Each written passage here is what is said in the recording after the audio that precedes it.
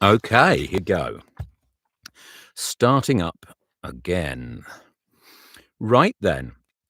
Hi, if it's your first time and you're listening after the event or you chop in later and come back to start, I'm narrating the third in a series of 5 audiobooks by Harriet Knowles. They are Pride and Prejudice variations.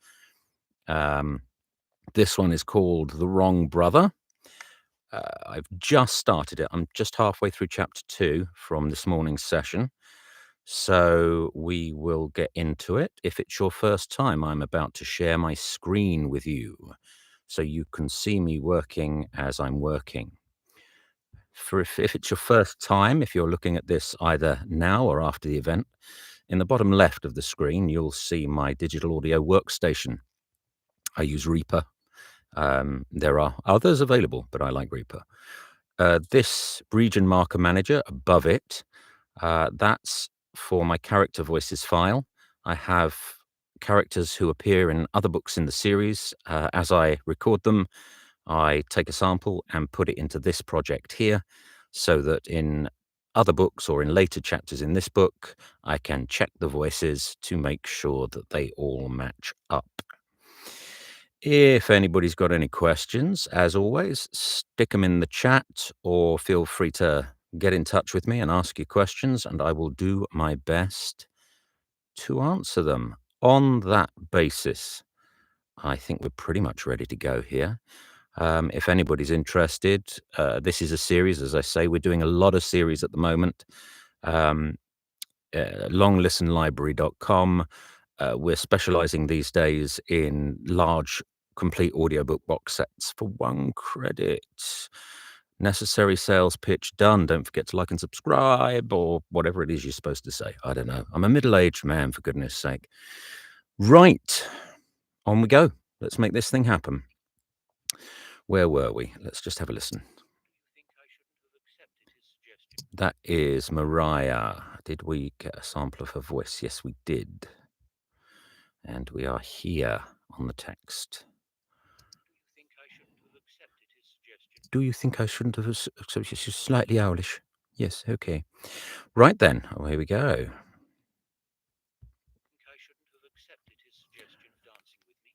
Oh no, Mariah. Perhaps we just ought not to encourage him again for a little while. He seems very happy now, the girl observed. Elizabeth glanced over. Sir William looked highly gratified that Mr. Darcy was sitting with him, and they were in earnest conversation.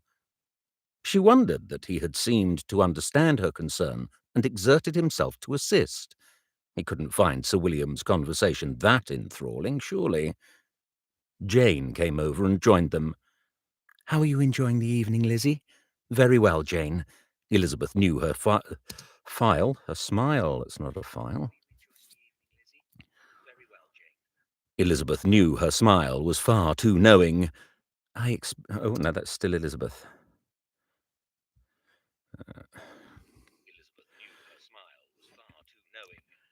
I expect you are too. Didn't like that. I expect you are too. Jane went. That was too close to Jane. I expect you are too. Jane went pink. I always enjoy meeting people of our community. Of course. Elizabeth moved up a little on the sofa. Sit next to me, Jane. She's been at the punch. Sit next to me, Jane. I want to know what... use your words. Sit next to me, Jane. I want to know what Mr. Bingley is like.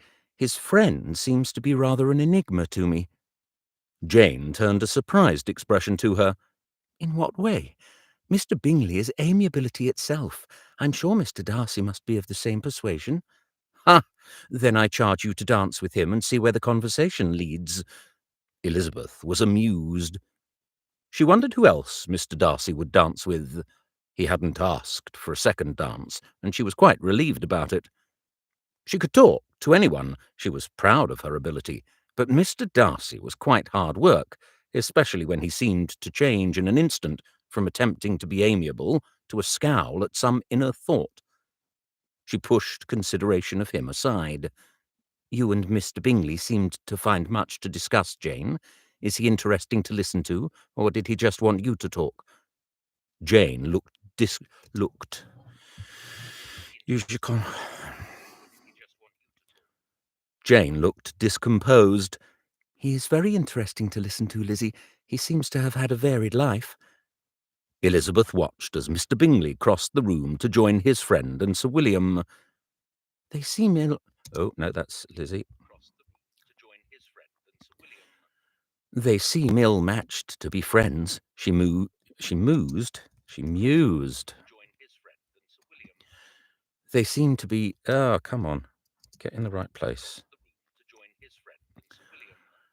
They seem ill-matched to be friends, she mused. I wonder where they met.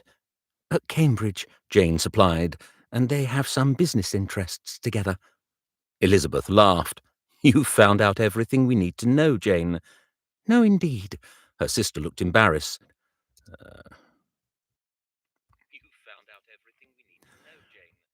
No, indeed. Her sister looked embarrassed. I'm sure it's not a secret. Maria nudged Elizabeth. Shh, they're coming towards us. Elizabeth looked up. Mr. Bingley and Mr. Darcy were deep in conversation, having left Sir William looking smug and self-satisfied. She wondered what they'd discussed. Some matter of business, she supposed. But, excuse me, the post-lunch session's always a bit like that. She was happy Maria had stopped their conversation. She did not wish to tell them Mr. Darcy was an officer. She was not sure it was a secret, of course, but if he'd rather not be reminded of his service while on leave, she would not spread the information. As the gentleman reached them and bowed, they rose to their feet to acknowledge them with a curtsy. Mr. Bingley beamed at them all. I hope you are rested, Miss Bennet. Will you do me the honour of the next? Jane, she didn't stand down, she looked down. Jane looked down, blushing slightly. Thank you, sir. As they left for the dance floor, Mr. Darcy looked at Elizabeth. Might I have the honour of the next with you, Miss Elizabeth? She smiled slightly. I would like that, Mr. Darcy, although I wonder if you ought first to dance with Mr. Bingley's sister. She doesn't look happy with the situation. He didn't look round. Miss Bingley is not interested in me as a second son, Miss Elizabeth, but she would still, I rather, danced with no one else either. He offered his arm, and she accompanied him to the dance floor.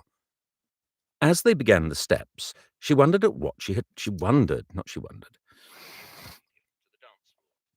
As they stomping all over my own cues. Let's pull that back a bit there. Done. As they began the steps, she wondered at what she had learned. It seemed she had discovered the cause of his bitterness. She smiled slightly. He ought to consider what it would feel like to have been born a daughter to an entailed estate. Jane wasn't bitter, even though as the eldest she might have inherited. He ought not to be bitter either. He was looking at her with some concern, and she forced herself to think of something to say. It is obvious you have a brother, Mr. Darcy. Do you have any sisters? His face lit up. My sister is more than 10 years my junior, but she is growing into a lovely and accomplished young lady. Relief that she hadn't offended him caused her to smile more than merely politely. Do you see much of her? His face closed up.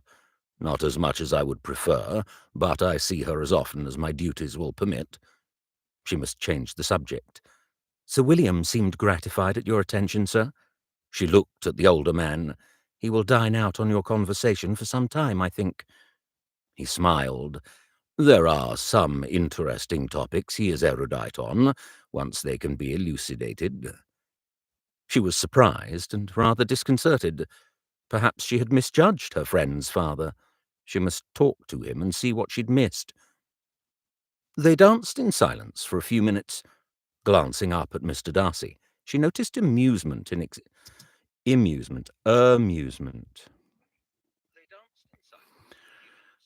Glancing up at Mr. Darcy, she noticed amusement in his expression, as if he knew exactly what she was thinking. Her chin went up. She would not give him that satisfaction. She was about to deliver some withering comment when she felt him check and hesitate. She followed his gaze. A servant was standing, looking at him, a folded letter held against his chest. It could not fail to be noticed. She was astonished. Such a thing had never happened before in her experience. Mr. Darcy gave the man a curt nod and turned away to continue the dance.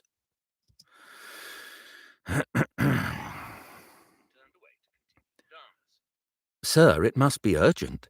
Elizabeth couldn't understand why he hadn't made his excuses. His jaw set. We will finish the dance as is proper. She danced a few more steps, but she could see his mind was far away. Might it be orders? Or bad news? Mr. Darcy, perhaps we should leave the set. He shook his head, but his smile looked a little forward.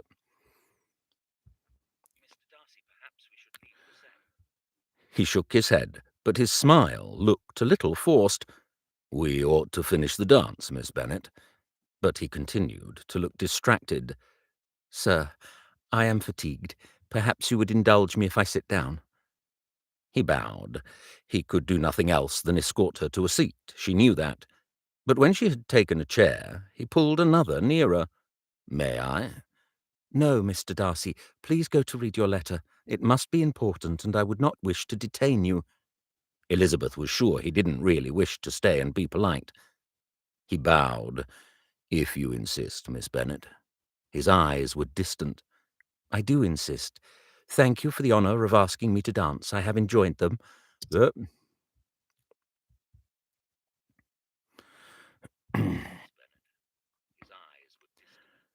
I do insist. Thank you for the honour of asking me to dance. I have enjoyed them, but I am aware there is something on your mind, and the letter might be of great importance. She allowed a slight smile. Goodbye, Mr. Darcy. He checked slightly, and she was surprised at his expression, but he didn't speak, merely bowed and turned away. She watched as he stopped behind the servant and took the... beside the servant. She watched as he stopped beside the servant and took the letter. He glanced at the direction, nodded at the man, and walked through to the entrance hall. Okay, that's chapter 2. As always, we turn it into a chapter by turning it into a region there and give it its chapter title. In this instance, just the chapter and the number. We do a bit of saving as we go along. Right then. Okay, now let's just check. So we always pre-read the books before we start narrating them, just so that we don't get surprised by anything. Here are my notes for this particular one, and it's written in his father's hand. So I need to see if there is anything about his father in my notes.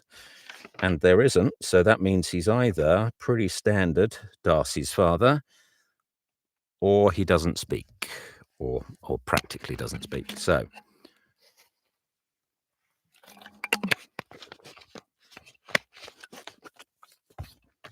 let us, in fact, I think I'm going to stick with narrator's voice for that one.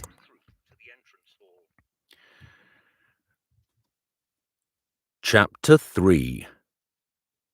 Please ensure no delay in delivering this into the hands of the addressee. Darcy pondered the letter. The direction was written in his father's hand and appeared hastily written, as did the extra instruction written along the top. He tapped the edge of it.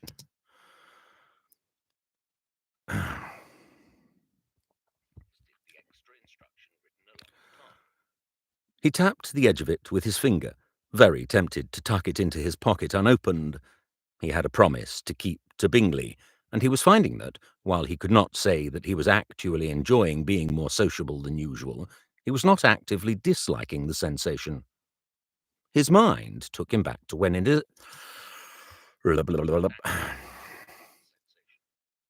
His mind took him back to when Miss Elizabeth Bennet laughed during His mind took him back to when in... I know what the problem is. That gap is too long. His mind took him back to when Miss Elizabeth Bennet laughed during their conversations, and the strange warmth spread through him again. But he was a Darcy. Younger son or not, he must marry better than a country miss. And, while he had amassed enough wealth not to feel compelled to marry a lady of fortune, he ought to at least appear to need to marry well, or his brother would become suspicious. He did not want George becoming suspicious, or he would think of a way to steal what he could. He scowled. George had enough influence. He had ensured Darcy was sent to the most hopeless battle line in France, one where he could not possibly survive. It had been fortunate that Darcy had survived against impossible odds. His reward had been to be seconded to London. He glared at the letter. At the time, he had been relieved at being posted home. London had to be better, much better. London had to be much better than a muddy battlefield. But guarding the royal family, Prinny, it was a laughing stock being attached to royal protection. "I hope it is not terrible news, Darcy."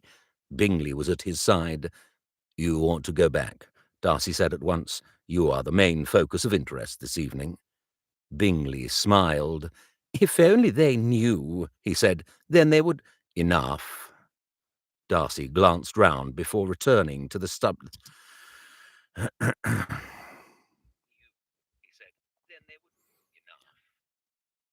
that enough is wrong. I don't like that.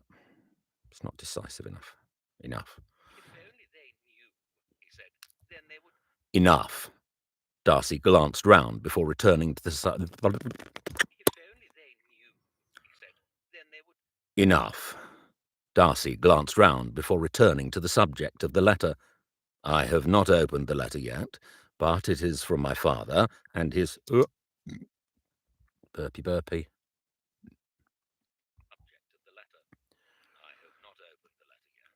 But it is from my father, and his hand on the direction is disordered, as is the extra instruction that it be placed immediately in my hands." He sighed. "With your consent, I will take the coach back to Netherfield and deal with whatever it is. I will dispatch it back to wait for you." Bingley's eyes twinkled.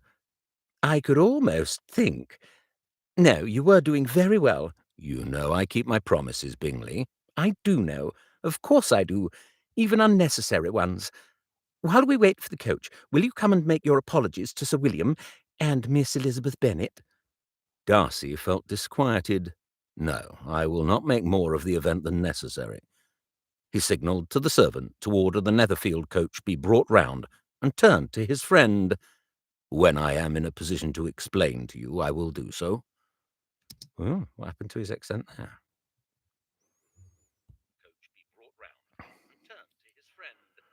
"When I am in a position to explain to you, I will do so." Bingley clapped him on the shoulder. "I hope that... oh, yeah. I hope the news is not too troublesome, Darcy." "I am sure it is..." Dear me, I'm all over the place today. "I am sure it is important, but probably not as urgent as father thinks." Darcy nodded at him. "You go back to the dance, Bingley. I know you enjoy these occasions." The servant was approaching, and Darcy hurried out of the door, impatient to discover the news. He turned into Bingley's library and poured himself a drink. He was relieved to be away from the dance, but rather uneasy as to the possible reason.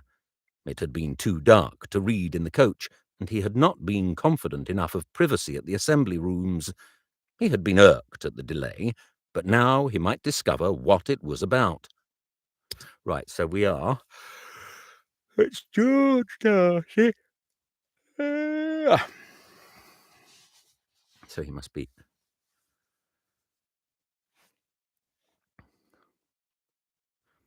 He's going to be there, and... But now he might discover what it was about. "Fitzwilliam, I need to see you as soon as possible. I am at Darcy House, and if you can be here by Tuesday or Wednesday at the latest, George will still be at Pemberley.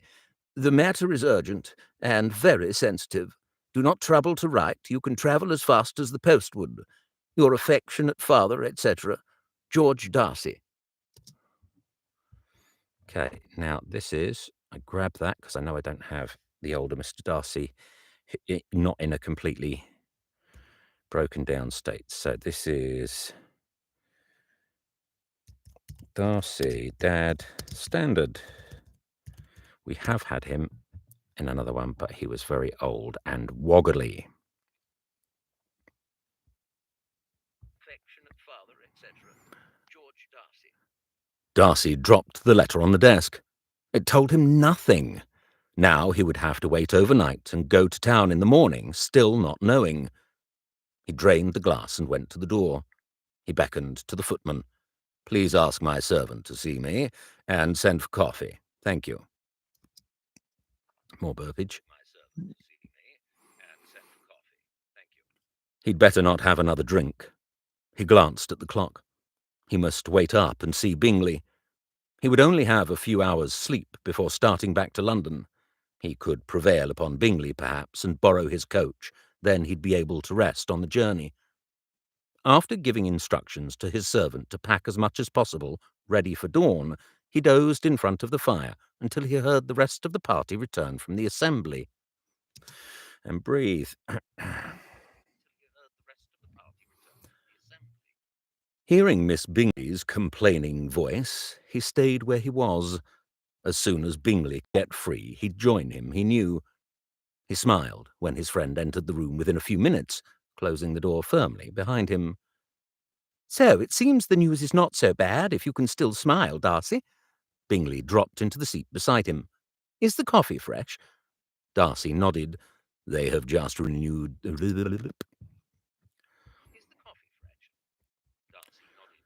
They have just renewed the jug, and I still do not know what the news is. He reached over to the edge of the desk and retrieved the letter, which he handed to Bingley, who read it swiftly, before folding it and returning it to him. Well, he certainly knows how to pique your curiosity. He smiled. You are starting at dawn? Yes, I suppose I have to, Darcy said gloomily, but it is not long until then. Might I presume upon our friendship to borrow your coach? If I have to ride, I will be fatigued by the time I get there. He unfolded the letter and read it again. It must be something to do with George. I wonder what it could be. Take the coach, Darcy. You know you are always welcome to borrow it if needed. Then you will be able to sleep on the way. He fairly bounced with enthusiasm. I am going to call on Miss Bennet at Longbourn tomorrow, and it is only 3 miles away, so I will ride. I won't need the coach until Thursday, so I can join you in London on Friday. Then I can leave the chaise here for Caroline to use if she wishes. If she wishes to. Then I can leave the chaise here for Caroline to use if she wants to. Are you likely to have to cancel our meeting? Cancel. If she wishes to. That was a bit of a whoopsie. So go in. Then I can leave the chaise here for Caroline to use if she wishes to. Read the words. Then I can leave the chaise here for Caroline to use if she wishes to. Are you likely to have to cancel our meeting? Darcy shook his head. I hope not. It depends what my father is going to say. What?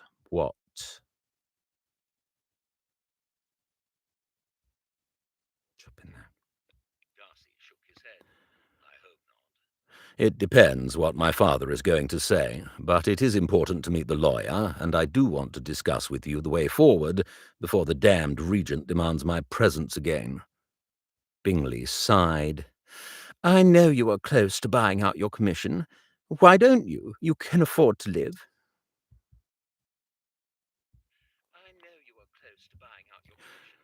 Why don't you? You can afford to live, and you'll have more time to devote to business matters. Darcy grunted and sipped his coffee. I don't want my brother to know that I can afford to. Not yet, anyway. If he thinks I am dependent upon my army income, he is not plotting to undermine me."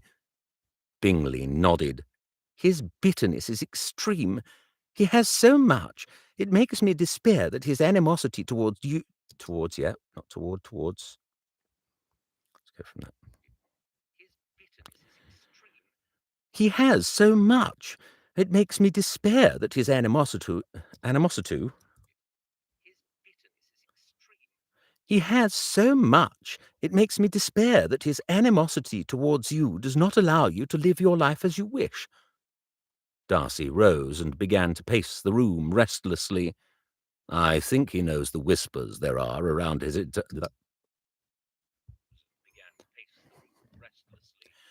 I think he knows the whispers there are around his entitlement. If I wasn't around, there would be less resentment among the tenant farmers at Pemberley." Bingley's lips tightened. "Then it is all the more important to get you out of the army, where he might prevail again to have you sent into battle or framed for some court-martial crime." Darcy nodded ruefully. "I am aware of it. It is the only reason to cultivate the prince. While I am a favourite of his, I am safe." He could only talk like this to Bingley. No one else was to be trusted. "It disgusts me, though, and I hate to be such a laughing-stock." "You are ordered to royal protection, though. It is not as though— not as if.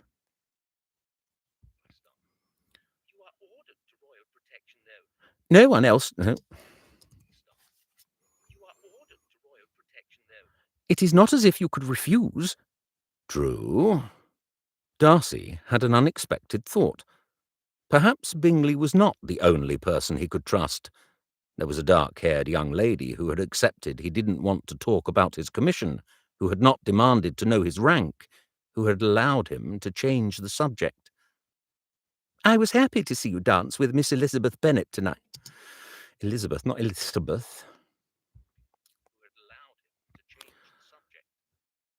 "I was happy to see you dance with Miss Elizabeth Bennet tonight." Bingley must have been reading his thoughts. "She and her sister are the most gracious of ladies. I am hopeful of being able to see the eldest Miss Bennet at Longbourn tomorrow." "Take care, Bingley. The family is large, and some of them are not as ladylike as the elder girls." "They are just very young, I think." Bingley brushed off Darcy's concerns, who knew it wasn't his business anyway. "Well, be careful, Bingley. I will be thinking of you while I am on my way to London." "And I'll be thinking of you at noon, when you might be finding out what it is."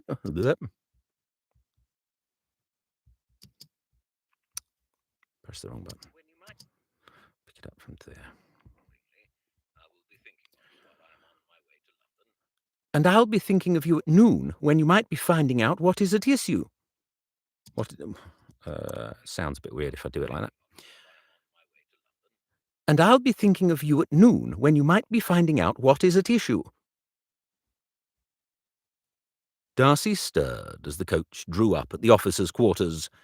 He had not slept much the previous night, and was glad he'd not had to ride this morning. He glanced at his watch. Nigh on 11 o'clock. Bingley would just about be arriving at Longbourn, his good-natured face beaming with anticipation.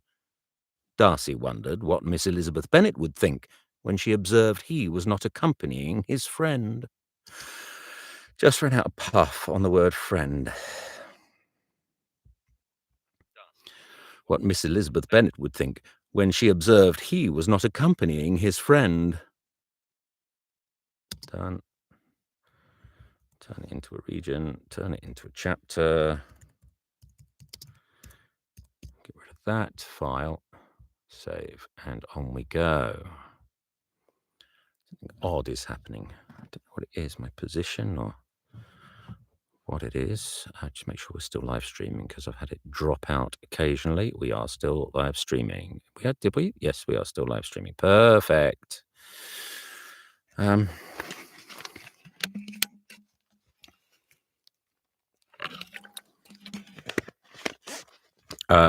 If anyone is interested, cranberry juice. It's acidic, which means it provokes the salivatory response, which reduces mouth noise. For example, I mean, you won't hear a lot, I'll exaggerate, but this is what mouth noise sounds like. Those sounds. The less mouth noise I send to the editor, the less work the editor has to do, and that's always a good thing because we want the audio with as little work done on it as possible. Okay, where are we? Excuse me, post-lunch burp. On we go.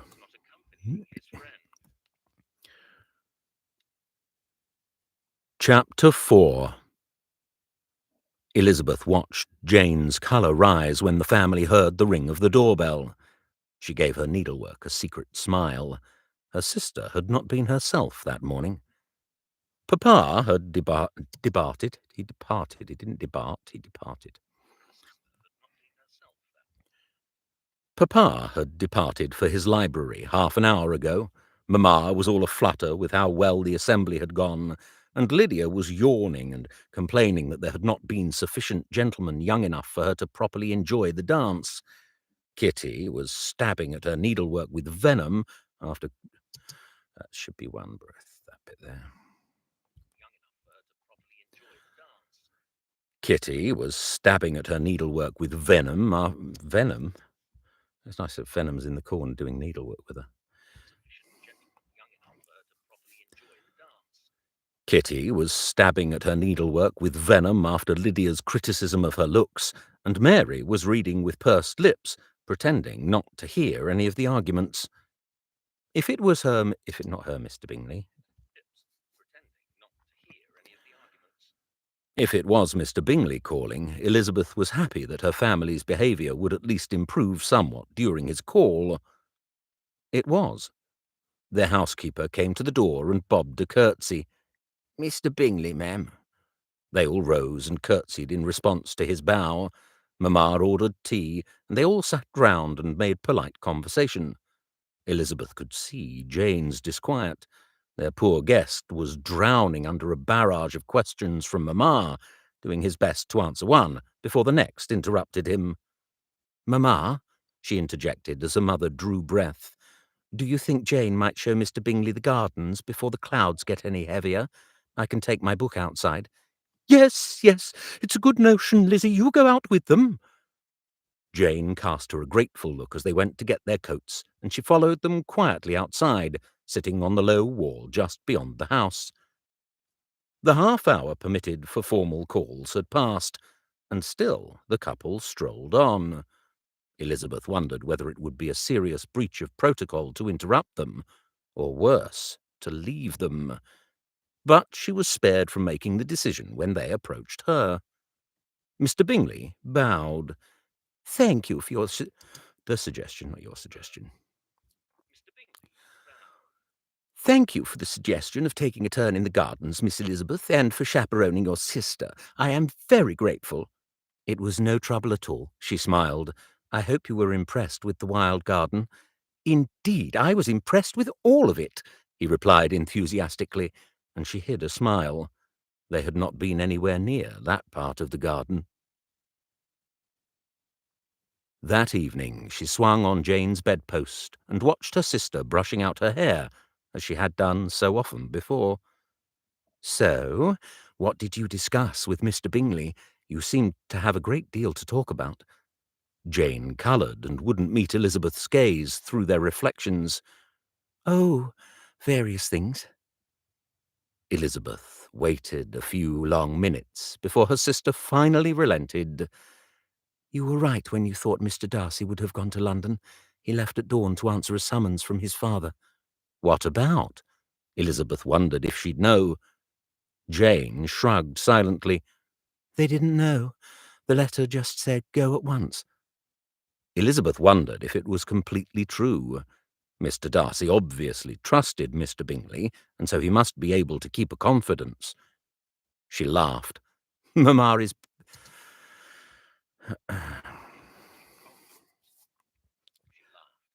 Mamma is words.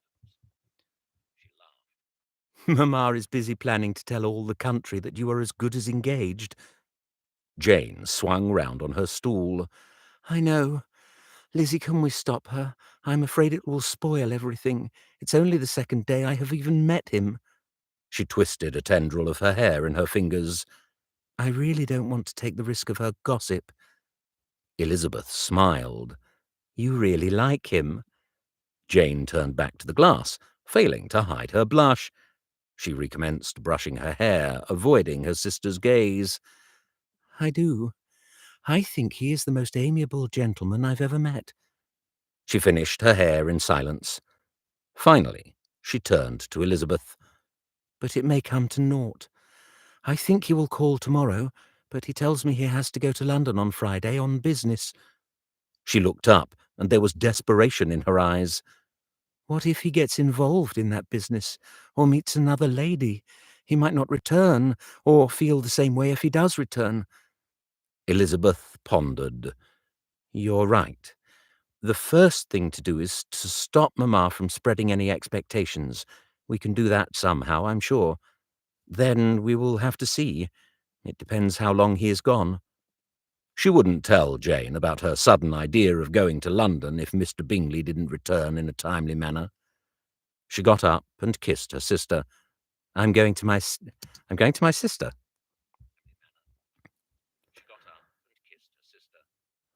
to my chamber. Good night, Jane.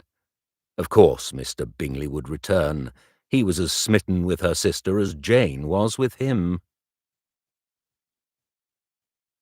She lay in bed, book in hand, but the candle was sputtering and the story couldn't hold her attention. Would Papa help her and not permit Mamma to spread too many rumours? She had to be honest. He probably wouldn't, and she could never prevent Mamma talking to Aunt Phillips, and that lady was the most inveterate gossip Elizabeth had ever met. No, she and Jane would just have to hope that Mr. Bingley's affections would not be dimmed by hearing of any gossip. Perhaps he would not even hear it. She put the book down and extinguished the candle. It was all she could hope for, after all. Maybe he'd come back to Netherfield after his business meeting. Perhaps Mr. Darcy would return with him.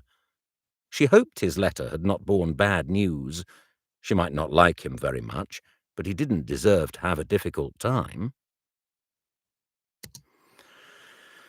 And we'll have another chapter there. Okay, and file, and save. A little slurp, and away we go. Have you ordered a stretch, actually? Ugh. God. You have to keep the body moving a little bit, otherwise physically you seize up. And when that happens, your voice tends to lose a lot of its range, and it can also get rather painful. So, okay. Oh, itchy eyes as well. Okay, then.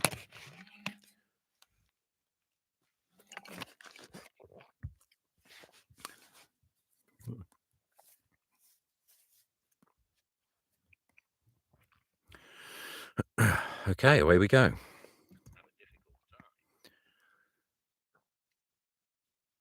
Chapter 5. Darcy rose next morning, still feeling weary from the moment this had all begun. He had arrived. He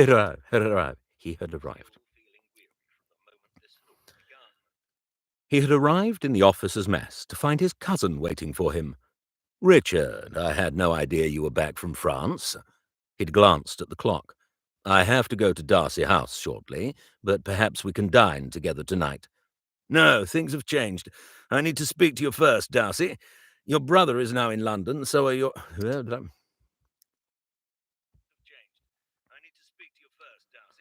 Your brother is now in London, so you are not to go there today. Your father is going to call mine in the morning, and then they will come here together. Darcy turned to him. Do you know what this is all about? Richard shrugged and led him to the club room. He nodded at the footman. Coffee, please. When they were sitting in two large leather armchairs in a private corner of the room, he leaned forward. Well, I think your father is feeling his age, Darcy. I think it has finally sunk in for him that your brother has the power to ruin Pemberley if he inherits it. If he inherits? If he inherits, Darcy was on his feet. "Richard, he will inherit. He is acknowledged as the elder son. He will inherit Pemberley." Richard was on his feet too. "Hush, Darcy," he hissed. "Keep your voice down." He tugged his cousin. He tugged his cousin down to the chair again. "I believe your father is hoping you can come up with a plan to preserve the estate for the future despite your brother." "How am I to do that?" Darcy turned furiously on Richard. Then his shoulders sagged. "No, I am sorry. It is nothing to do with you, or me either. I am the second son. I will make my own way in life. I cannot care about Pemberley as well." He shook his head. "Oh, come on, Darcy." Richard sounded impatient. "At the very least, we must make sure the guardianship of Georgiana is not in his hands, or we know what will happen to her fortune and her happiness." "You are right about that part of the business, of course."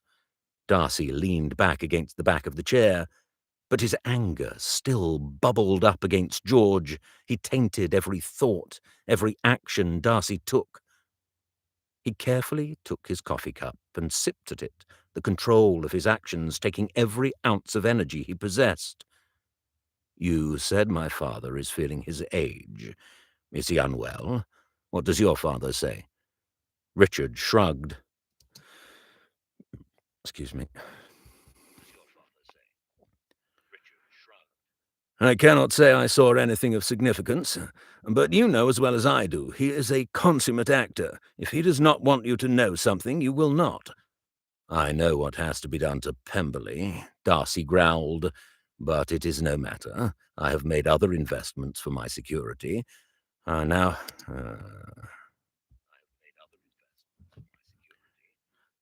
I must let Pemberley go, so the knowledge of who has it does. Now I must let Pemberley go, so the knowledge of who has it does not continue to poison me." Richard smiled. "After lunch, let us ride out.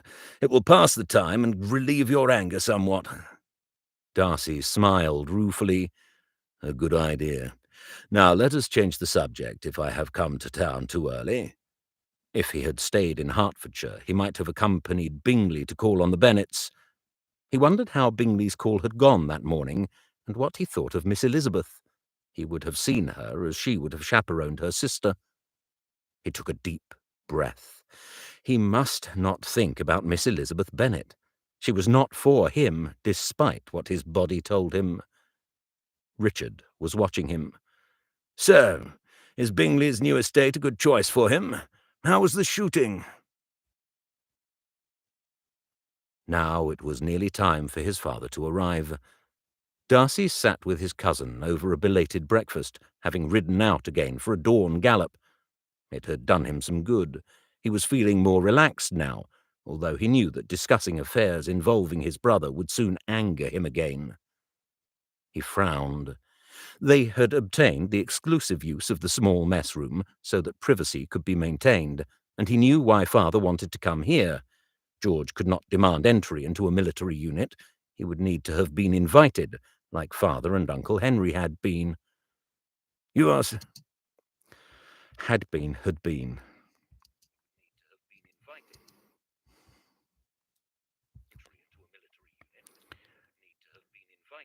Like father and Uncle Henry had been. "You are staying for this conference?" He looked over at Richard, who shrugged. "I do not know. Your father may want me to leave if there is private information."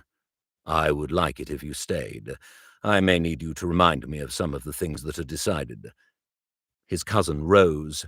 "Let us go through and wait for them." He grimaced. "I am happy to stay if your father agrees." "Good." The private mess room was perfectly adequate, but Darcy knew his father would turn up his nose at it. He sighed. He knew the distance between them was his fault, just as much as he knew that ultimately it was due to his brother. He stood staring out of the window, knowing Richard was relaxed in one of the comfortable chairs, observing him. Finally, he saw the coach bearing the crest of the Earl of Matlock turning in and halting at the guard post to be authorised to enter. "They have come in the Matlock coach," he observed to his cousin. Is my father getting more disturbed about George? Richard sighed. Perhaps we will see this morning if he has cause to be. Darcy raised his eyebrows. He hadn't expected a reply quite like that, but he still had his back to Richard, so it didn't matter. As their respective fathers were shown in, Darcy turned and bowed slightly. "Good morning, father. Good morning, Uncle Henry." He turned to the subaltern who had escorted them. "Arrange some refreshment, if you please." The young man straightened. "At once, sir." Richard's chuckle made Darcy smile reluctantly. He followed his father over towards the fireplace, where he was engaged in making himself comfortable. "I hope you are well, father." Right, now we'll go back and check Daddy. Affectionate father, etc., etc.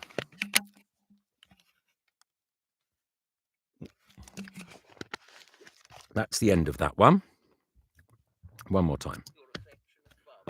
Your affectionate father is not as ill as he was in the other book. Don't oversell it. "Good enough, I suppose," his father grunted. "That damned quack Moore keeps on about various things, but then he wants to earn his fees, I have no doubt." Darcy raised his eyebrows again. "I hope that, having paid for superior advice, you take it." "When it is not against my inclinations, I do." Father was in a mood to argue, and Darcy decided not to pander to his wishes further. "Well, I have returned to London with all due haste, father. Perhaps we can discuss the reason you needed to see me." His uncle glanced at him sharply, and he heard another smothered chuckle from Richard.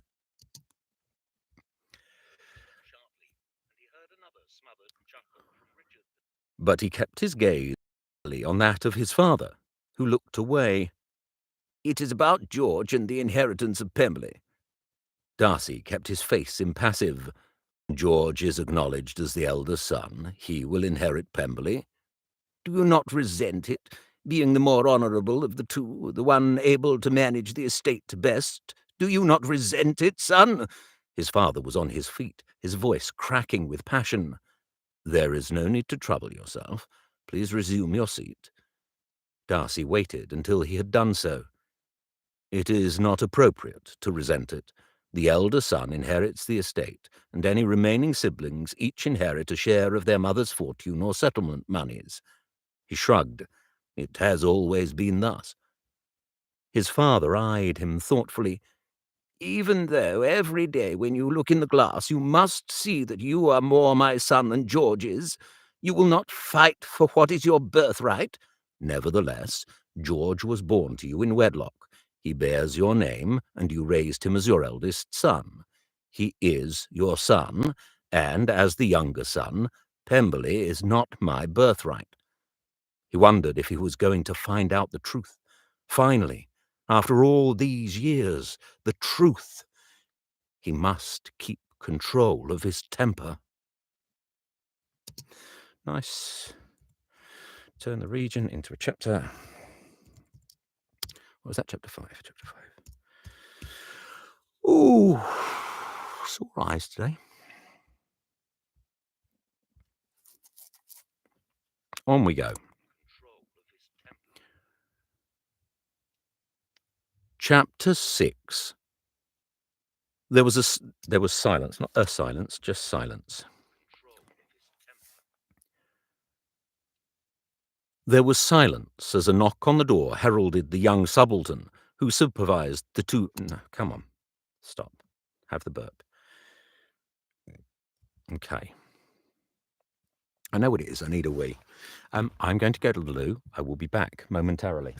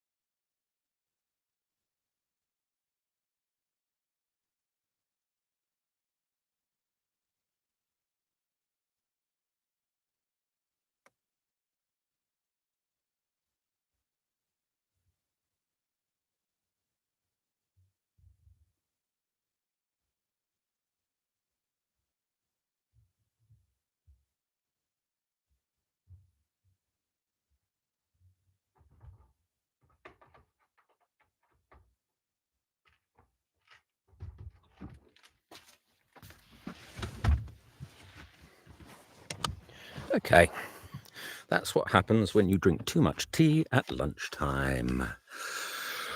Okay. Oh, excuse me. Right then. Let's get rocking with chapter the 6. Okay.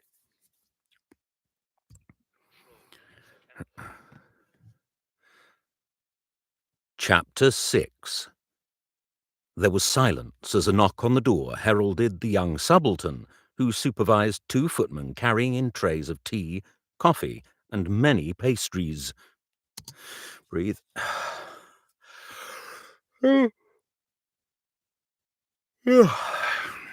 Okay.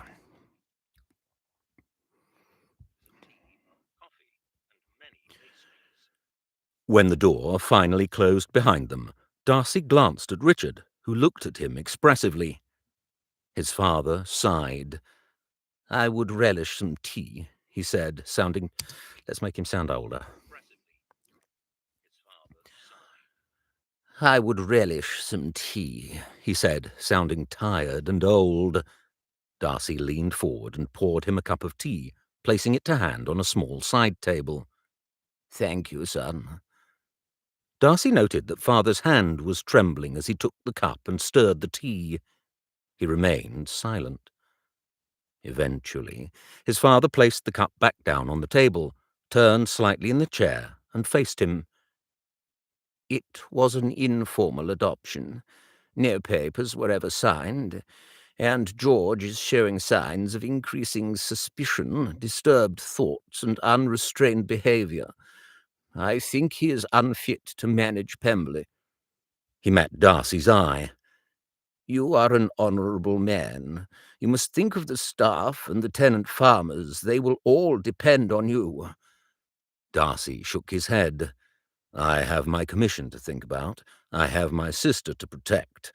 It would take more time than I have to try to shepherd Pemberley through the years that George is master there, and in any event, he will not permit me to interfere, as he will see it." "Your commission," father snorted. "Babysitting that fool of a regent." "Hush. No. Hush, hush, hush. Hush." Darcy knew his... Hush. Darcy knew he sounded too harsh. "We are at the military headquarters of the Royal Horse Guards." He lowered his voice. "Such treasonous talk, if overheard, could get us all into trouble." His father sagged back in the chair. "I am sorry, but you must help me and the estate. You know whose son he is. He cannot inherit Pemberley." Darcy strode to the window. How could he say what he had to without hurting his father, and his uncle too? But it must be said. He turned on his heel. "This is the first I have ever heard of an adoption. Why did you not make it public before, when I was 5 years old and he was, 7, when his likeness to Wickham became obvious even to me, a child?" He took a deep breath. "All those years you kept it secret."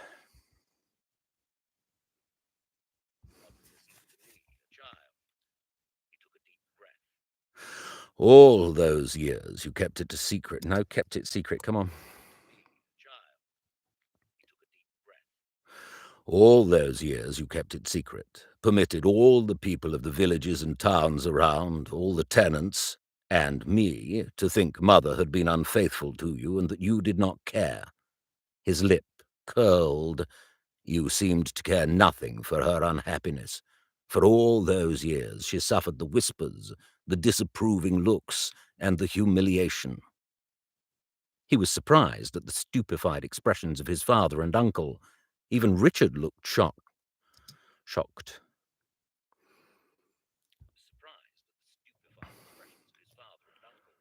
Even Richard looked shocked. Darcy took a step forward. "You cannot imagine that I believe you did not know how unhappy she was about it." He swung round and stared out of the window. His father's shock seemed real enough. It seemed the family were not aware of the rumours, and his own anger rose. They could not have wanted to hear them. It would have made their lives easier to pretend they did not exist. "And you? What did you think, son? Were you able to comfort her?"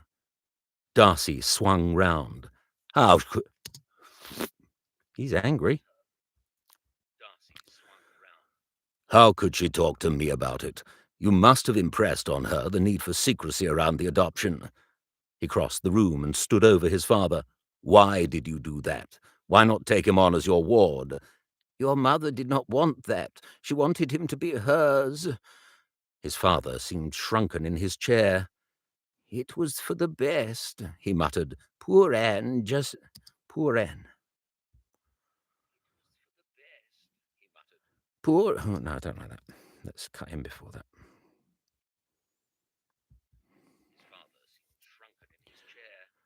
"It was for the best," he muttered. "Poor Anne had just lost her third child.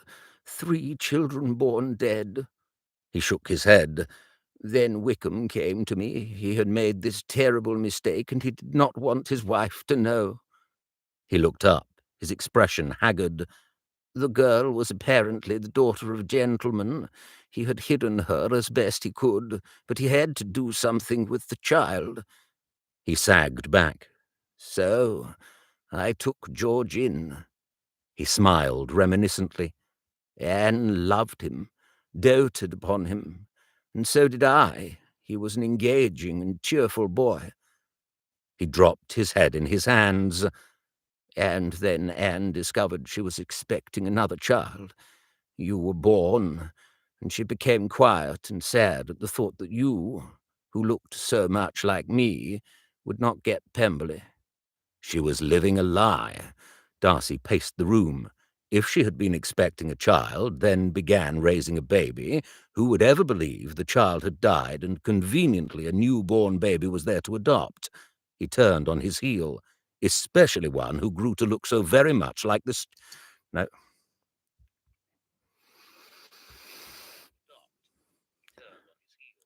"Especially one who grew to look so very like the steward."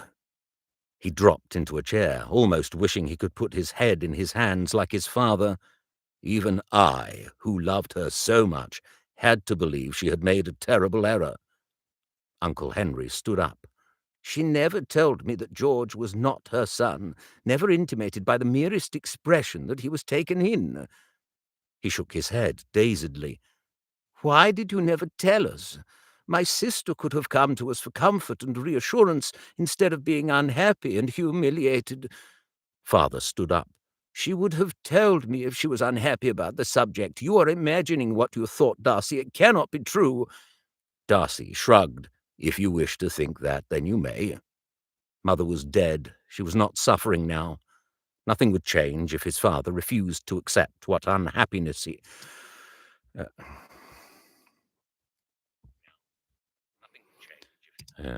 start, that's where we want to go. Nothing would change if his father refused to accept what unhappiness he had caused her. His father scowled. "I have come here to tell you that the lawyers have recommended I amend my will. Well, nothing would change if his father refused to accept what unhappiness he had caused her." His father scowled. "I have come here to tell you that the lawyers have recommended I amend my will, give you Pemberley and the income from the estate." Darcy turned and stared at him incredulously. "You cannot do that." "Of course I can. I will give George an income for life. Of course I will. Pemberley can afford it. But you must have the estate and the management of it." "I will not." Darcy stood by the window, keeping his expression severe. "You have just said George is increasingly suspicious and unpredictable. We have all known it for years. Do you think my life will be worth anything once he decides I am the cause of him losing Pemberley? He has already had me posted to the front in anticipation I would die in battle. I would spend the rest of my days expecting a hired thug to batter the life out of me, and there wouldn't be many days of my life." He scowled at his father. Who would care for Georgiana then? He strode to the window again. "I do not need Pemberley. I have saved and made investments. I will be able to live comfortably enough. But George must not know, or he will take it from me. Amend your will if you must. Put Georgiana under the guardianship of me and Richard. It will be better for her, but I will not take Pemberley." He stared out of the window. "My life would never be secure. If I marry, my wife and children would never be safe from George's revenge." A vision of Miss Elizabeth Bennet descending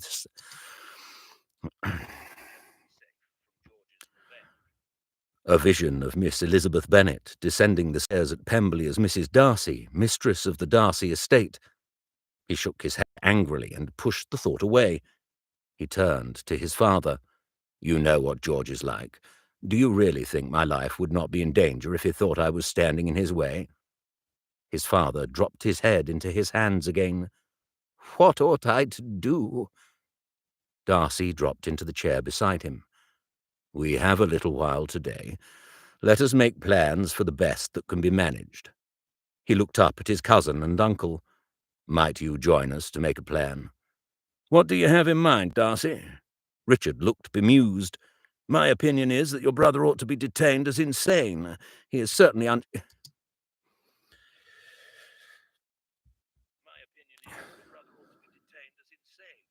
He is certainly extremely unrestrained." Darcy shook his head. "We know what he is like. He has an easy manner and a certain charm. He would be able to persuade a doctor to certify him sane. It will not work." "So what do you have in mind?" Richard sounded preoccupied. "I think you do need to amend your will, Father, and we ought—"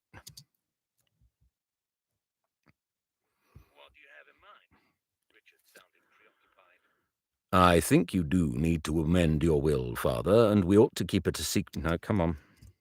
Words. "I think you do need to amend your will, Father, and we ought to keep it secret from George, so he does not pursue you relentlessly to change it back. But it ought to be changed to set up the income, or most of it, in trust, so it can only be spent in a manner to benefit the estate. The trustees can be family members." Members? Love a family member. "The trust—" Oh, I don't like that punch. Let's go and have a look at that. There's a little bit of sound there. Yep. Here we go. Oh, and a burp, excuse me. "The trustees can be family members, Uncle Henry perhaps, and Cousin David. Then George cannot gamble away the wealth of the estate." There was dawning hope in his father's expression. "But—" Get rid of that. That's a bit weird. Okay, it's gone.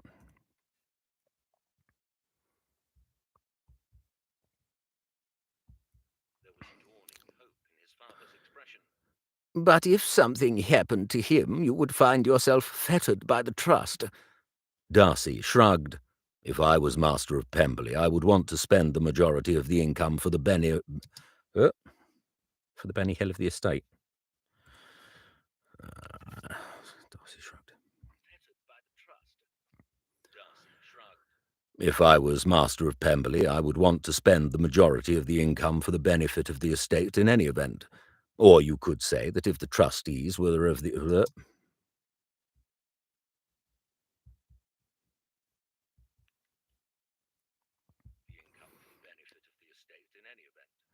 Or you could say that if the trustees were of the opinion the master of Pemberley was a fit person, the trust could be dissolved back to the master of Pemberley, but the pressure on them of...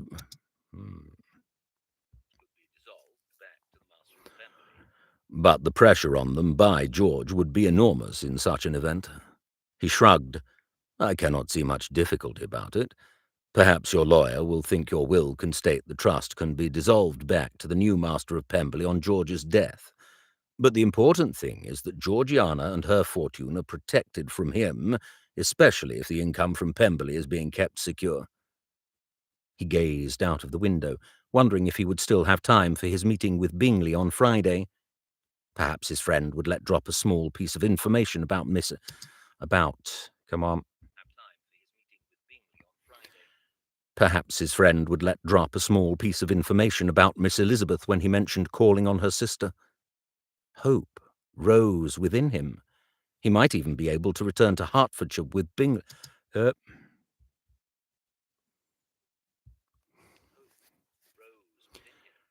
He might even be able to return to Hertfordshire with Bingley after Bingley. Come on. He might even be able to return to Hertfordshire with Bingley after the weekend. That was much more important than anything else he had heard today. Okay, chapter 6. Chapter 6, bump, bump, bump, and we will file, save all projects. Okay. Another yawn, another stretch. Yeah. Oh, blimey. God. That's a bit of a do, isn't it? Okay.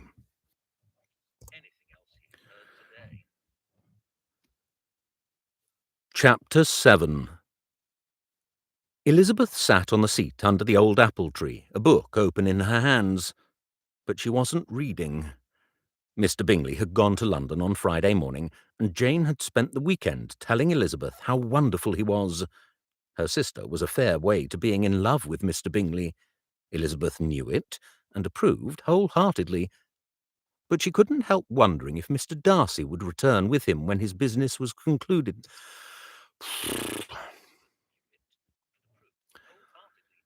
But she couldn't help wondering if Mr. Darcy would return with him when his business was concluded in London. She sighed. It was not even certain how lengthy the business trip would be, and while she approved of Mr. Bingley, she wasn't entirely convinced his effect... Oh, come on, okay, now it's my articulators. As we get later in the week, the muscles get more and more tired.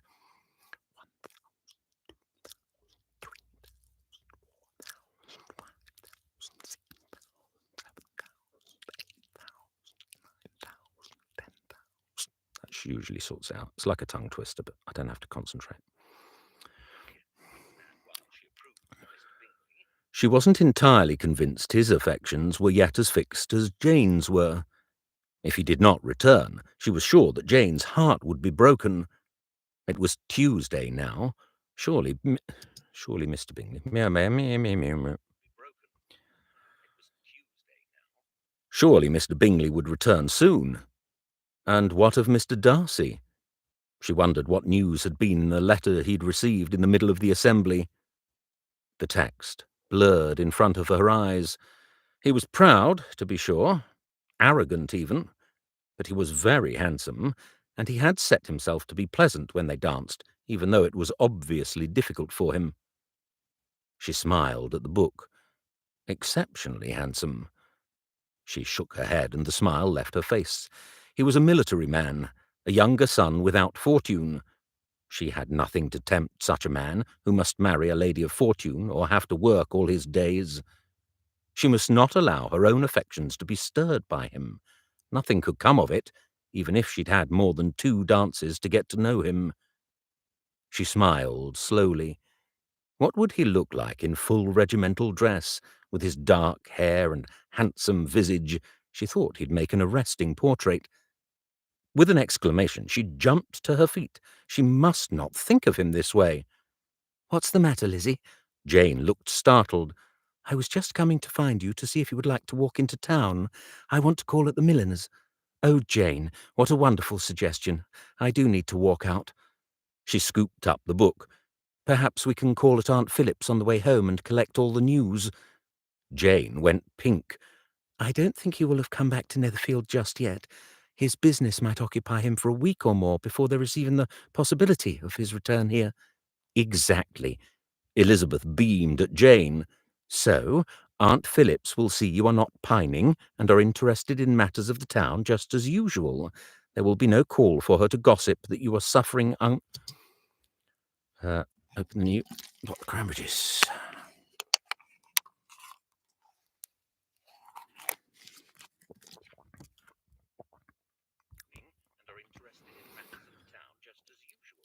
There will be no call for her to gossip that you are suffering that. Come on, diction. There will be no call for her to gossip that you are suffering unrequited love. Oh, Lizzie, Jane blushed. You think of all the right things to do.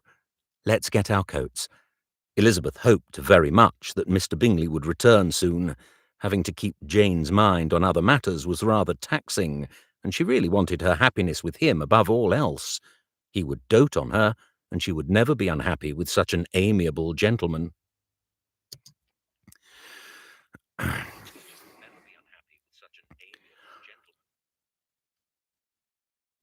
The following morning they were bent industriously over their needlework with their sisters when they heard the sound of horses scattering the gravel on the driveway.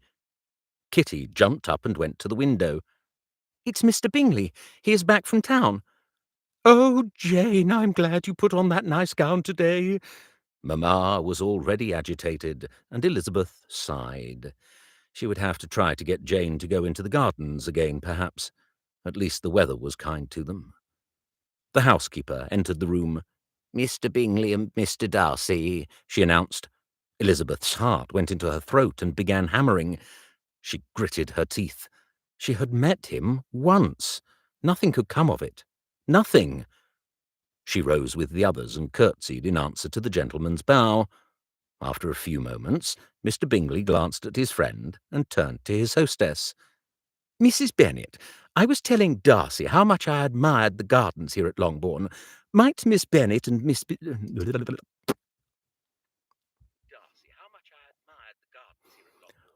Might Miss Bennet and Miss Elizabeth be permitted to show us round them?"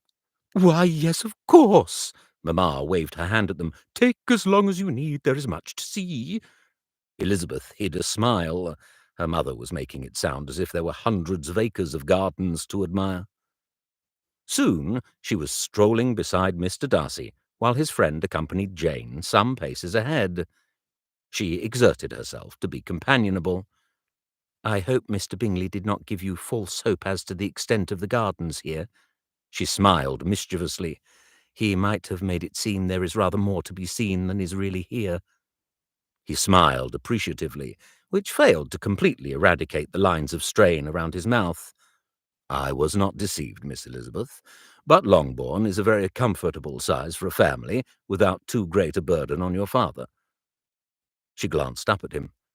From what she had heard of his family estate in Derbyshire, it was a very great estate indeed. He must be angry at the laws which gave all to the eldest son and left younger ones to earn a living. "It is of a comfortable size. Comfortable. It is of a comfortable size. Perhaps the income could be improved a little.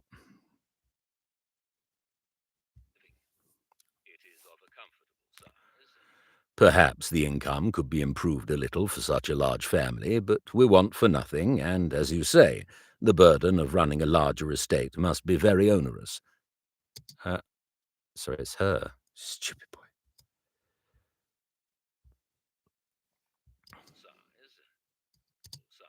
No, so it's her.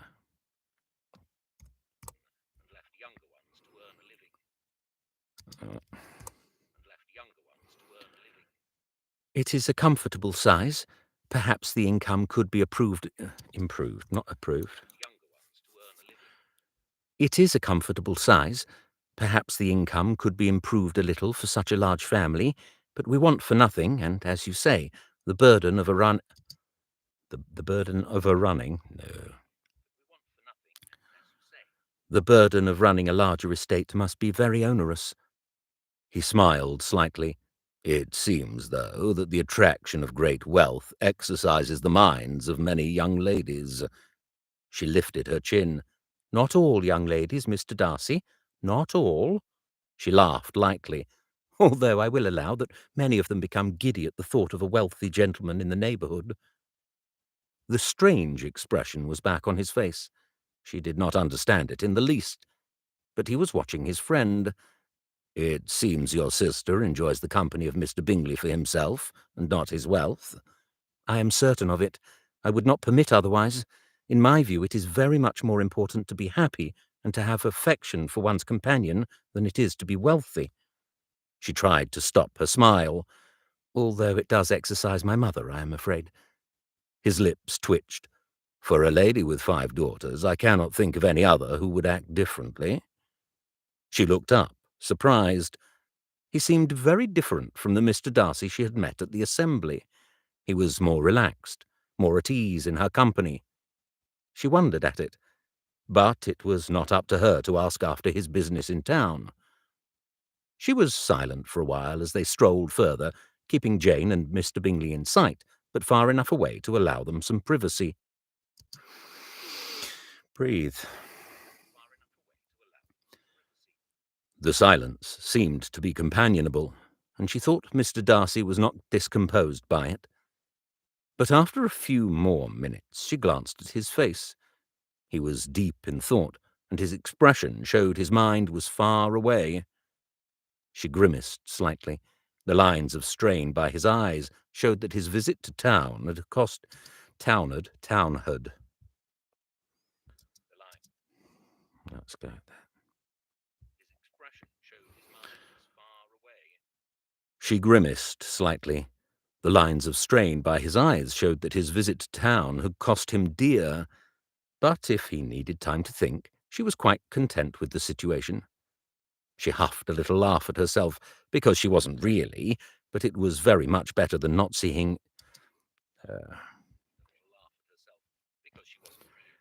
But it was very much better than not seeing him at all. It was as well he was silent, because she ought to think carefully about what had just crossed her mind. Mr. Darcy was a second son. He would not inherit his family estate, and he must earn a living until he could marry a lady with a suitable fortune. She herself did not have such a fortune.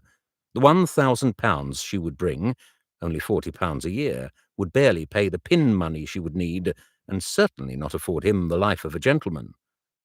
She would wish that for him. It was a great misfortune for her. The few shillings she had been able to save, and the ideas she had of earning a little money while she was living here, would certainly not make much of a difference when it came to having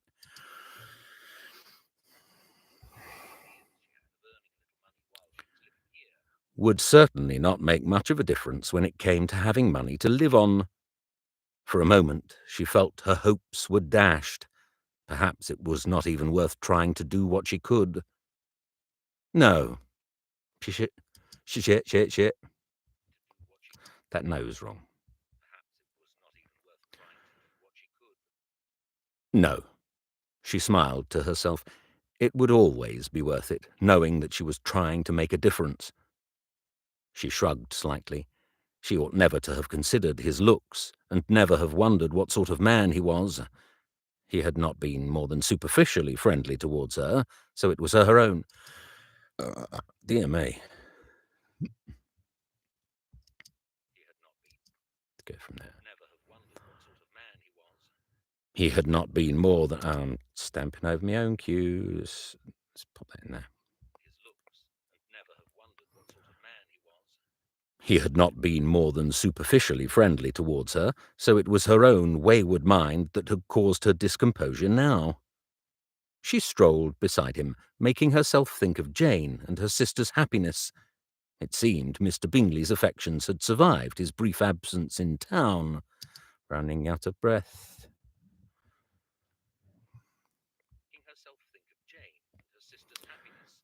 It seemed Mr. Bingley's affections had survived, not survived. It seemed Mr. Bingley's affections had survived his brief absence in town. She smiled cheerfully at their backs, a few yards in front of them. She felt him start suddenly. Miss Elizabeth, I apologize sincerely for my preoccupation. I wish you had drawn my... Yes, it was my turn.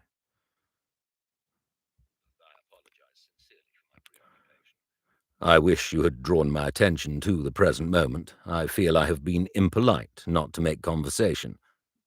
Elizabeth laughed. It seems you have many concerns from your call in London. It can be helpful to think while walking, and I have not been discomposed. He bowed his head. Nevertheless, I wish to express my regrets, Miss Elizabeth. It is no matter, Mr. Darcy. But if it eases your mind, then I will accept your apology." His smile was slightly twisted again. One day she might be able to ask him why he looked that way, but he didn't explain, even slightly, about the reason for his journey to London, and she was irked by it. He might have said briefly that his father had wanted to talk on a matter of estate business. That much Jane had known from Mr. Bingley yesterday, and it would not, therefore, have broken any confidences. She resented very much that gentlemen didn't ever breath, breathing. She resented very much that gentlemen didn't ever seem to think. I think it could be coming up to break time. She resented very much that gentlemen didn't ever seem to think ladies might wish to know anything. Perhaps they all wanted wives who ran their homes for them and waited around to be vouchsafed information when their husbands wished to give it, and were not in the slightest way curious at any other time. Okay.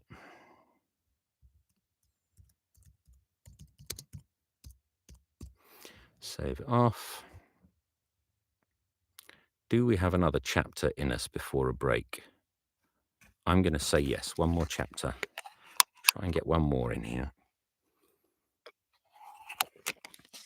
And then I will need a break to rest the voice. Maybe have a little snack.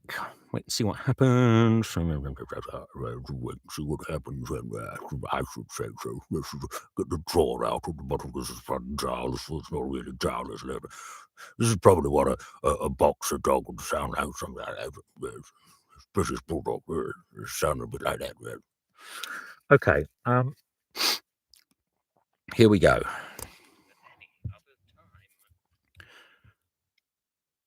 Chapter 8. Darcy was relieved when the call was over. He was not quite sure what had happened towards the end of it.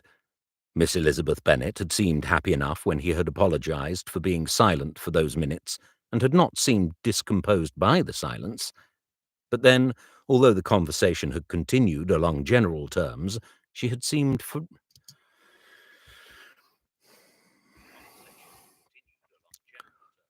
She had been, there we go. She had seemed rather less She had seemed rather less forthcoming than she had before. He had hoped she would laugh again. He rather enjoyed the sudden warmth within him when she did, but towards the end she'd been rather more serious, and he had no idea how to elicit her amusement.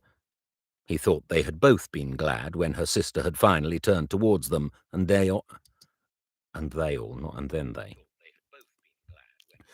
finally turned towards them, and they all returned to the house. He mounted his horse and stared past its head while Bingley took a moment to say farewell to the elder Miss Bennet. Her sister stood behind her, a polite little smile on her face, no more genuine than his own often were. A moment later, to his unutterable relief, they trotted through the gateway and away from Longbourn. Bingley looked over at him. "We will go to my library when we get home, Darcy. You look as though. You look as if, not you look as though. You look as if you need a drink." Darcy scowled. "Let's ride out for a while. Perhaps we can stop at an inn and refresh ourselves." Not for anything could he face Miss Bingley just yet. "Of course." Bingley turned off the lane. "We can cross through the woods here and stop at Shenley. It is a pleasant village and only a few miles." "Good." Darcy turned after him, and they pushed through the trees until they chanced upon a track leading upwards. He glanced up at the sunlight filtering through the leaves overhead, and felt calmer.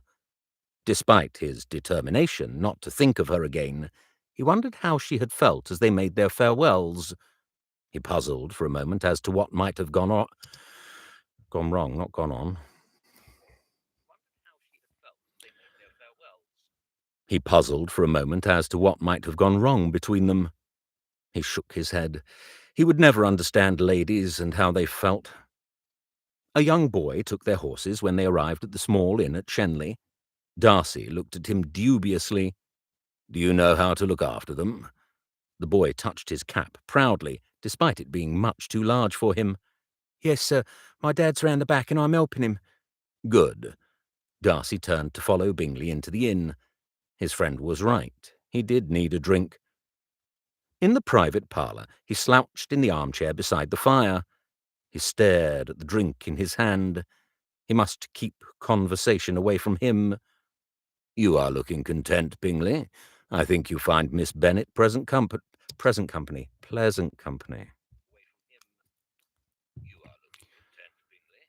I think you find Miss Bennet pleasant company." Bingley was slumped equally casually in the chair opposite him, beaming. "Indeed, half an hour of her company is invigorating. I feel I will be happier with her than any other lady." Darcy nodded. "I think she is a very amiable..."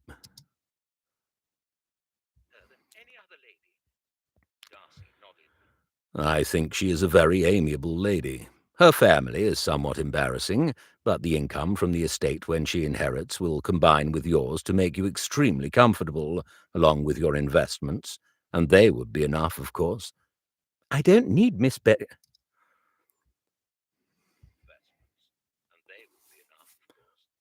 "I don't need Miss Bennet to inherit." Bingley shook his head, a knowing smile on his face. "And that is as well, because Longbourn is entailed to the male line. A distant cousin of theirs will take the estate." Darcy found himself sitting on the edge of his chair. "Are you sure?" Bingley looked puzzled. "I am. Miss Bennet told me herself. She said she always wanted to be clear, so no one might say she has attempted to deceive them." "Very commendable," Darcy muttered, slumping back in the chair. I don't like that. Very commendable. We can do better than that.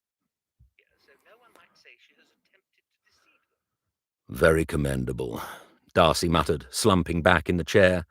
It meant no one would be able to support the younger sisters unless they married well.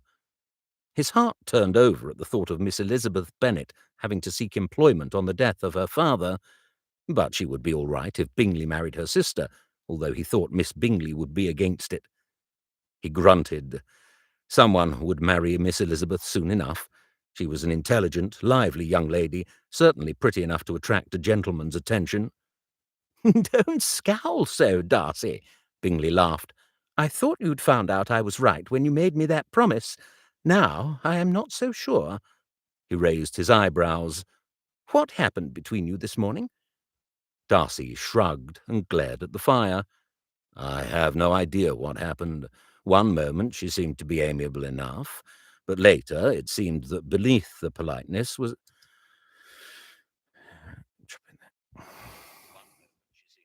amiable enough, but later it seemed that beneath the politeness was a sense of disappointment." He shrugged again. "I don't know what I might have done. I had not said anything." "Perhaps that is what was wrong." Oh.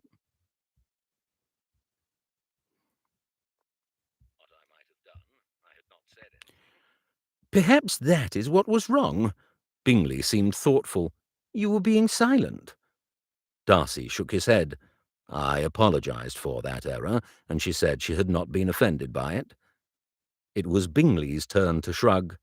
"I think you will just have to persevere. She will come around to you. Not around, she will come round."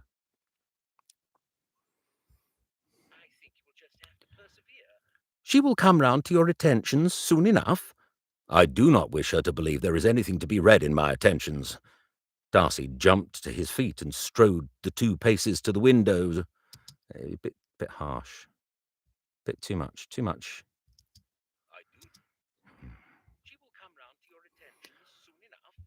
"I do not wish her to believe there is anything to be read in my attentions."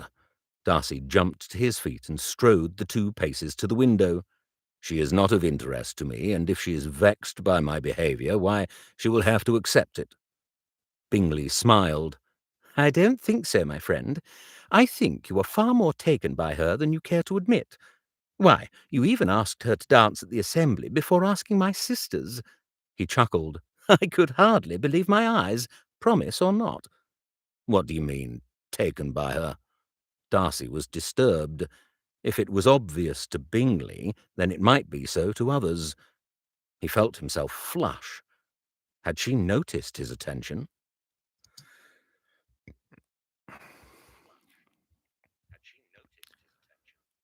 Bingley shrugged. "We are friends, Darcy. I would not for the world cause you any embarrassment or discomfort. But I noticed how you look at her, how you listen when she's talking to others. Even if your mind says she is unsuitable, your heart is telling you differently." He chuckled. "Even the face you make when she laughs at something that has been said." He leaned forward. "Don't be discomposed. I think I notice only because I know you so well." Darcy crossed the room restlessly. "I wish you had not elicited that promise from me. I was not prepared for this to happen." "I did not elicit it, Darcy. For some reason you took me up on that passing comment and decided to disprove it to me." Darcy growled under his breath. It was true. He had been certain that acting more sociably than...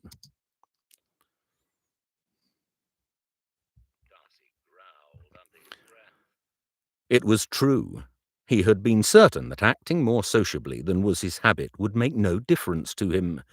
He had to admit he had been very wrong, and that it was to a lady like Miss Elizabeth Bennet was doubly discomfiting. He sighed. "I think I ought to go back to London this afternoon, Bingley. While my cousin is in town, I would enjoy his company. Then, with your consent, I may return here after a few days." "You are always...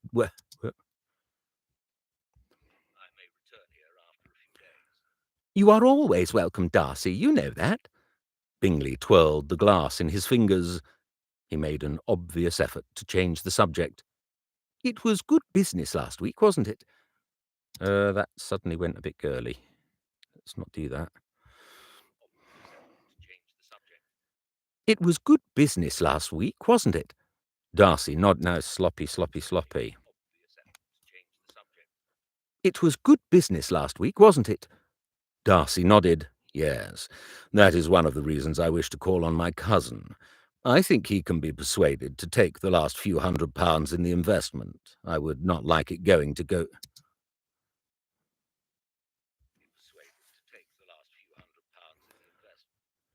Uh,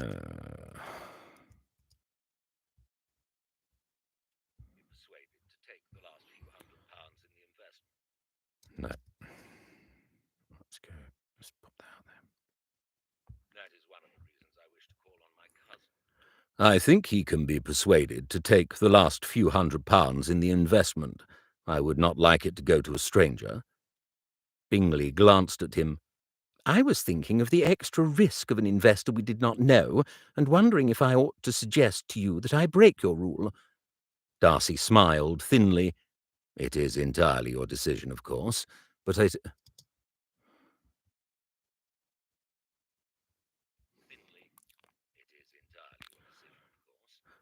it is a rule I made after observing many unfortunate investors. Having an absolute maximum amount in place in any one investment means that you are less likely to... uh,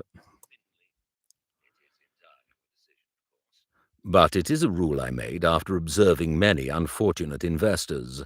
Having an absolute maximum amount to place in any one investment means that you are less likely to be seduced by the one seemingly perfect proposal, and therefore less likely to lose more than can really be afforded." He turned to face his friend. "Of course, with your father's inheritance safely in gilts, you are able to take more risk than I wish to at present." "You are more knowledgeable and astute than I will ever be, Darcy. I will follow you blindly, and know my security is ever greater." "I will be sorry if you do not learn from what we are doing. It is important to always be saving something, and if you can make it grow, then all the better." Bingley laughed. "You have already helped me, more than I can say. Now I know I have enough to make a good settlement on Miss Bennet if we do marry. Our children will be well dowered." Darcy's eyebrows went up. "You are already thinking of the future in that way?" Yeah, I need to break after this chapter. "You are already thinking of the future in that way?" "Why, yes." His friend...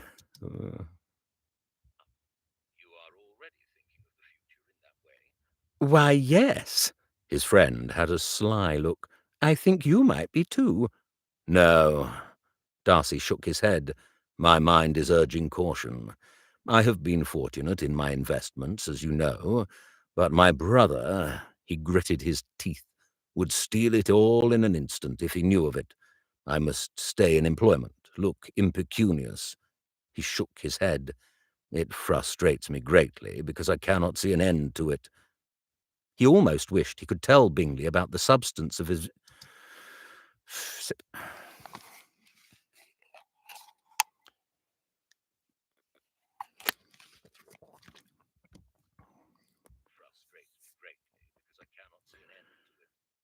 He almost wished he could tell Bingley about the substance of his visit to his father, but family business ought to stay within the family. Yes, it would be good to talk to Richard. Very well. I will return to London this afternoon and see my cousin. With your permission, I will encourage him to invest in that business too. I will also arrange the lawyer to draw up the same agreement for him as we have. Do you agree? Certainly. Do you wish to borrow my coach, Darcy? Bingley rose to his feet and put the empty glass down.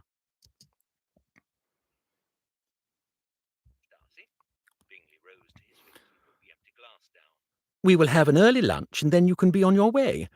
Thank you for the offer to dine early. Darcy nodded. But I will ride, I think. It will clear my head, perhaps. He ought not to have said that, he realized, past tense.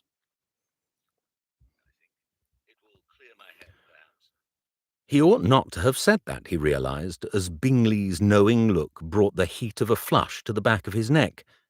He was not thinking of Miss Elizabeth Bennet when he said that. Not at all, he repeated to himself firmly.